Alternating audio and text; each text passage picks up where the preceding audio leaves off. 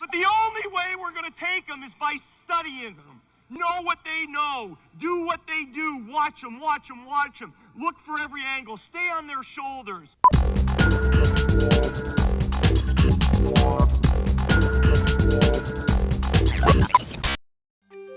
Outgoing CEO Steve Ballmer has been with Microsoft since 1980, when it was just a growing startup.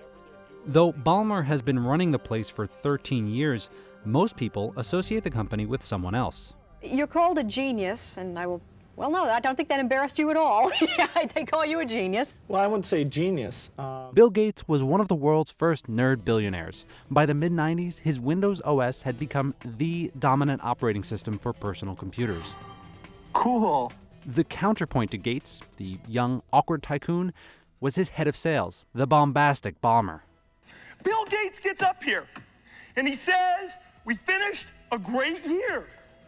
$4.6 billion. $4.6 billion, and now I want to hear some enthusiasm for $4.6 billion. Come on! Gates was always careful to appear modest, but Ballmer was the cheerleader-in-chief, and he let everyone know that Microsoft was playing hardball. In the late 90s, Microsoft's hard-charging strategy came under fire. The company was accused of acting like a monopoly. Bill Gates came to Washington to declare that the giant he created, Microsoft, is not a monopoly. With his company under siege, the Nerd King stepped down and handed the reins over to longtime deputy Steve Ballmer. I think it would be absolutely reckless and irresponsible for anyone to try to break up this company. Gates stayed on as an advisor, but now it was Ballmer's show, and by his own admission, Ballmer was big, bald, and loud.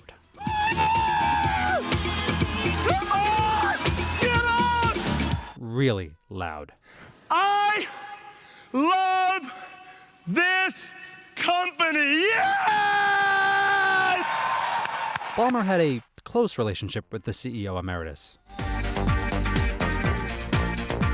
But he was a different kind of leader, and he was something of a loose cannon whenever he got on stage. Developers, developers, developers, developers, developers, developers. Developers, developers, developers, developers, developers, developers, developers, developers. Pep rallies alone couldn't cover up the colossal missteps that were to come. First, there was Windows Vista, a long overdue, over-budget update to Microsoft's cash cow. Then there was the move to mobile devices, an opportunity that Ballmer and company missed until it was almost too late. Fair to say that the smartphone category, the cell phone category, has been your company's Achilles heel over the last many years. True? Over the last year or two, I'd agree with that. Yeah, why? The company is still a powerhouse, but it has been humbled. Now that Ballmer has stepped down, it's up to the new CEO, Satya Nadella, to make Microsoft something to bluster about again.